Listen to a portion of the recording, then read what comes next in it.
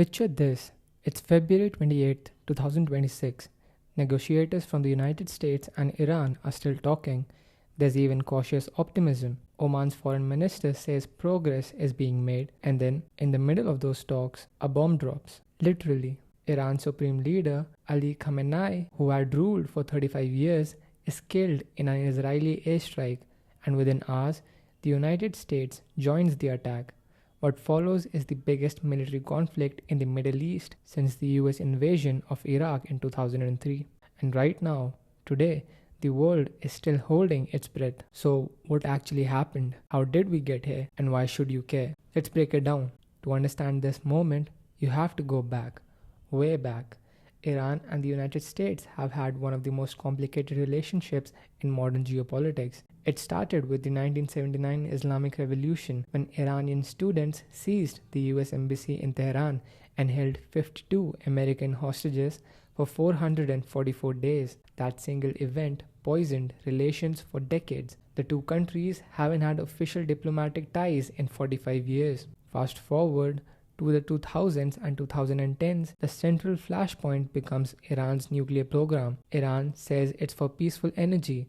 The US, Israel, and much of Europe says, we don't believe you. They feared Iran was secretly building towards a nuclear bomb. In 2015, the Obama administration struck a landmark deal, the JCPOA, freezing Iran's nuclear program in exchange for lifting sanctions. In 2018, President Trump walked away from that deal and reimposed crushing sanctions. Iran responded by slowly ramping up uranium enrichment, getting closer and closer to weapons-grade material, and the clock started ticking. Things escalated sharply after Hamas attacked Israel on October 7, 2023. Iran is the main backer of Hamas, Hezbollah in Lebanon, the Houthis in Yemen, and other armed groups across the region. What analysts call the axis of resistance. As Israel retaliated in Gaza, these groups kept up pressure from every direction. Israel and Iran traded direct missile and drone strikes in 2024, something that would have been unthinkable just years before. Then in June 2025, Israel launched what became known as the 12-Day War, a series of strikes on Iranian military and, crucially, nuclear facilities. The United States joined those strikes too. A ceasefire was eventually reached, but it was fragile. Meanwhile, inside Iran, things were falling apart. By January 2026, massive anti-government protests, the largest since the 1979 revolution, swept the country. The Iranian government crushed them with brutal force, killing thousands. Internationally, Iran was increasingly isolated. Its regional proxies had been weakened, its economy was strangled by sanctions, and now there was a new Trump administration in Washington with zero interest in a diplomatic reset. In early 2026, the US and Iran were holding indirect talks in Oman, mediated by Oman's foreign minister. There was even talk of a deal. But behind the scenes, Israeli Prime Minister Benjamin Netanyahu had been lobbying President Trump hard for a joint strike on Iran's leadership. Trump authorized what became known as Operation Epic Fury. On February 28, 2026, US and Israeli forces launched a massive coordinated airstrike campaign against Iran.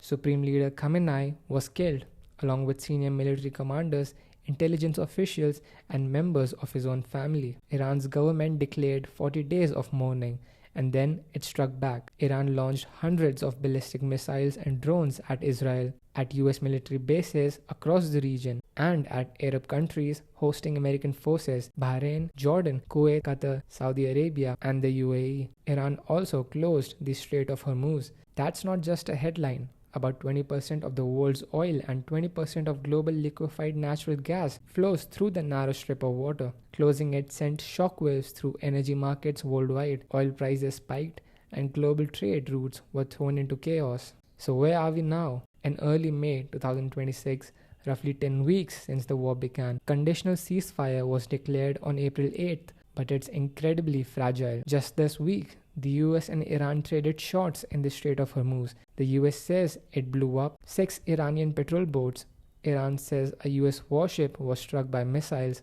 Washington denies that. Secretary of State Marco Rubio declared that Operations Epic Fury is over, but that doesn't mean the conflict is. The US then launched something called Project Freedom, an operation to escort commercial ships through the Strait of Hormuz using American military assets. That effort was paused within days, with Trump citing great progress in talks with Iran. Trump says Iran wants a deal.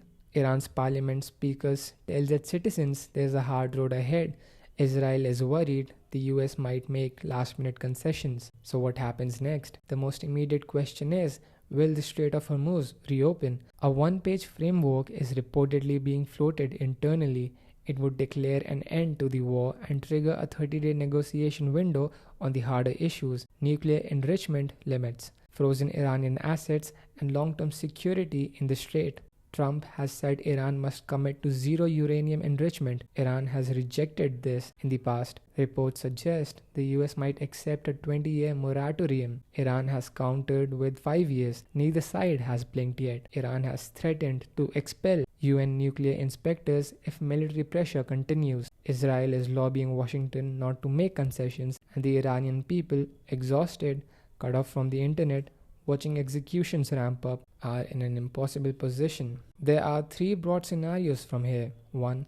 A deal is reached, the strait reopens, a nuclear framework is agreed, and a fragile new order begins, unlikely to be quick or clean. Talks collapse, war resumes, the US and Iran would be back to active combat with catastrophic consequences for global energy and regional stability, a long frozen conflict. The ceasefire holds, but nothing is resolved. The strait stays partly closed, the nuclear questions festers, and the region stays on edge for years. History suggests none of these will be clean or fast, but what happens in the coming weeks will define the Middle East and global energy markets for a generation. Thank you for watching the video. Like and subscribe for more.